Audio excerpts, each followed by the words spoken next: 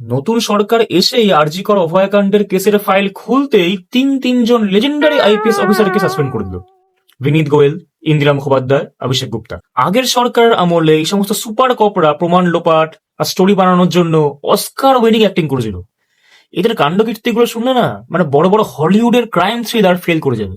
এবার এদের বিরুদ্ধে কি কি অভিযোগগুলো আছে সেটা একবার বলি। বিনীত গোয়েল পুরো ঘটনার তদন্তে মারাত্মক গাফিলতি এবং প্রমাণ লোপাটেও প্রশ্রয় দেওয়ার অভিযোগ এনার বিরুদ্ধে আছে, এবং সাংবাদিক বৈঠকে সুপ্রিম কোর্টের নির্দেশ থাকা সত্ত্বেও উনি ভিকটিমের নামটা প্রকাশ করে ফেলে।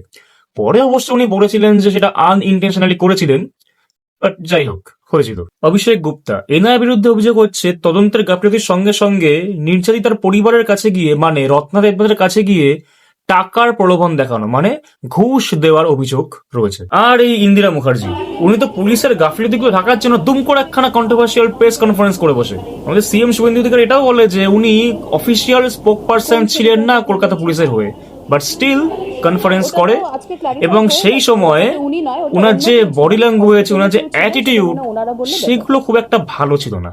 আর এভিডেন্সের ব্যাপারটা মনে আছে তো, ক্রাইম সিনে যেখানে একটা মাছি অব্দি গলতে দেওয়ার কথা নয়, সেখানে যে পারছে আসছে যাচ্ছে বেরোচ্ছে, এটা মানে পাড়ার আড্ডা বসে গেছিল, মেলা প্রাঙ্গণ যেন যেন জেনে বুঝে ইচ্ছা করে ফিঙ্গারপ্রিন্ট লোপাটের চেষ্টা করছিল, জেনে বুঝে ইচ্ছা করে যা যা প্রমাণ আছে সেগুলোকে লোপাট করা একটা ফুল প্রুফ প্ল্যানিং চলছিল। এই ধরনের চরম গাফিলতি, প্রমাণ লোপাটের চেষ্টা এবং সাধারণ মানুষের তীব্র প্রতিবাদ থাকা সত্ত্বেও আগের টিএমসি সরকার কি করেছে?